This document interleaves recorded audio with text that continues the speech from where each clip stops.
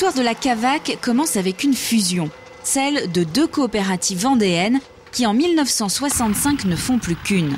Présente en Vendée et dans les Deux-Sèvres, le mot d'ordre reste cependant le même.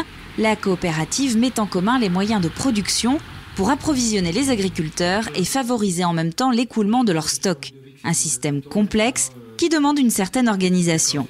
Nous avons un portefeuille de métiers en quelque sorte au niveau agricole qui est assez équilibré d'ailleurs entre l'élevage et les cultures. Au niveau des cultures, c'est la collecte de céréales, la collecte de semences, de légumes.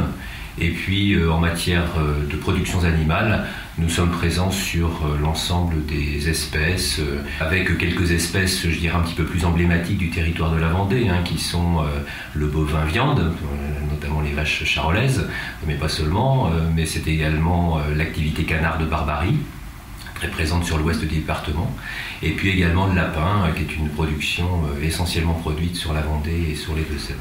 Dans une coopérative, les adhérents, les sociétaires, sont à la fois actionnaires, clients et fournisseurs. À la Cavac, ce sont donc les agriculteurs vendéens et deux-sévriens qui approvisionnent la coopérative et y achètent en parallèle leur matériel. Et contrairement à un magasin classique qui fonctionne avec une relation vendeur-acheteur, une coopérative nécessite l'implication de ses clients pour bien fonctionner.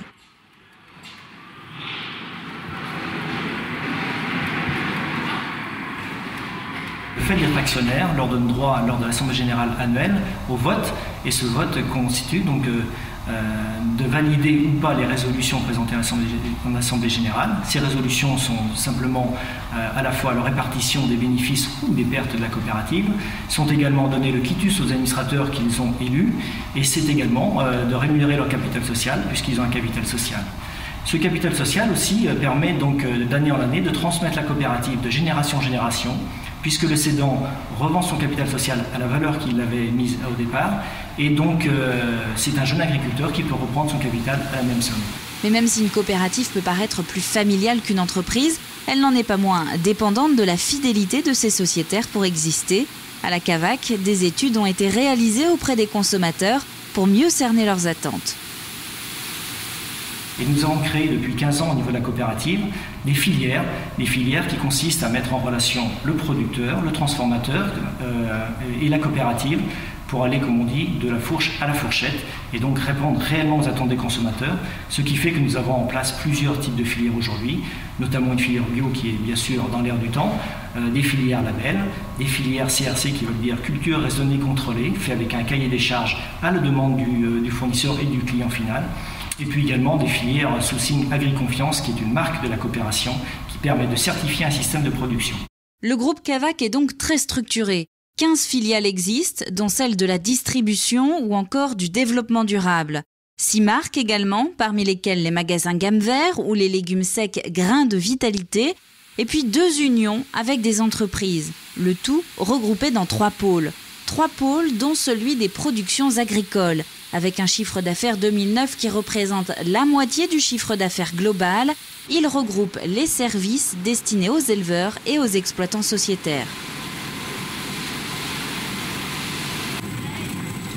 Donc en fait, c'était la volonté, comme toutes les forces associatives, la volonté des agriculteurs de mettre en commun des moyens de production, puisqu'en fait notre vocation, c'est à la fois d'approvisionner les agriculteurs, donc de leur proposer tout ce dont ils ont besoin pour leur culture et pour leurs animaux, pour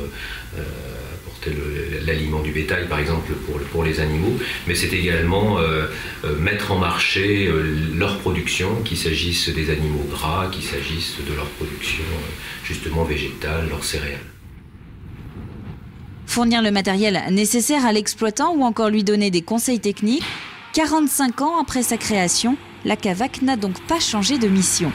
La mission principale n'a pas changé, à ceci près que même si la coopérative agricole Cavac, c'est avant tout effectivement l'agriculture, nous avons malgré tout d'autres activités au sein du groupe. Ces activités, elles sont à l'attention du grand public. Depuis les années 80, la Cavac ne s'adresse plus uniquement aux professionnels de l'agriculture, elle vend aussi ses produits aux particuliers.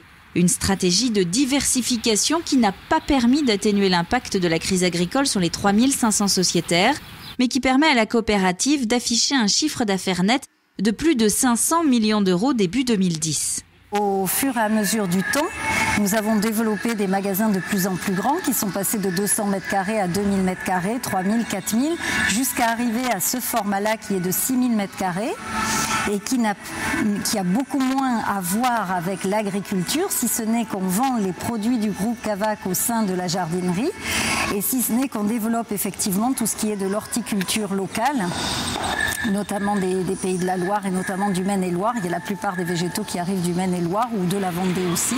En parallèle des magasins, dont Gamme Vert, alimentés en Vendée par la coopérative, la Cavac se lance depuis quelques années dans le développement durable. Un investissement de plusieurs millions d'euros pour fabriquer de l'isolant naturel à base de chanvre et de lin du côté de Saint-Gemme-la-Plaine. Le procédé est d'ailleurs unique en Europe puisqu'il réunit sur le même site défibrage et nappage.